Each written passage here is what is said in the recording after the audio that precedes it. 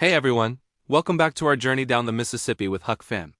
When we last left off, a steamboat had just smashed Huck and Jim's raft to smithereens, separating them in the dark, churning water.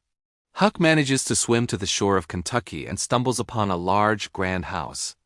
He's immediately surrounded by barking dogs and then by the homeowners, the Grangerfords, who suspiciously point their guns at him.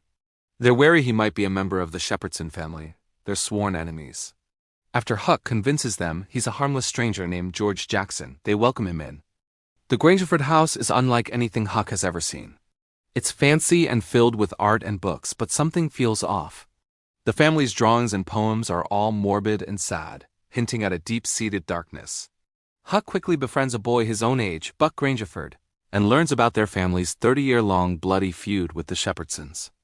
It's a conflict so old that no one even remembers how it started.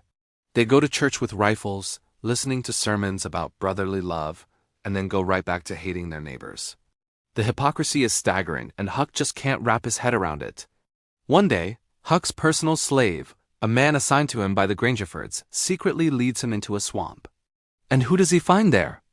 Jim! It turns out Jim survived the wreck and has been hiding out, even managing to repair their raft. It's a moment of pure relief and joy. Huck is overjoyed to see his friend safe and sound. But things at the Grangerfords are about to take a tragic turn. Sophia Grangerford, one of the daughters, asks Huck to retrieve a note she left in her Bible at church. The note, it turns out, is from Harney Shepherdson, and it simply says, 2:30. Later that night, Sophia elopes with Harney, igniting the feud into an all-out war. The next day is chaos.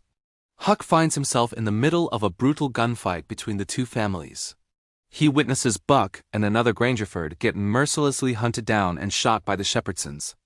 Horrified and traumatized by the senseless violence, Huck flees back to the swamp. The sight of his friend's death is something that will haunt him forever. He finds Jim by the repaired raft, and without a second thought, they shove off back into the Mississippi River. Huck is deeply shaken.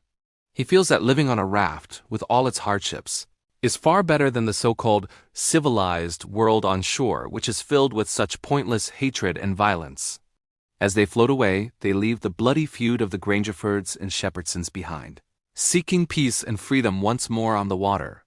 What a gut-wrenching part of the story, right? It really makes you think. We'll cover the final part of Huck and Jim's incredible journey in our next video, so make sure you're subscribed so you don't miss it. Thanks for watching, and we'll see you on the river.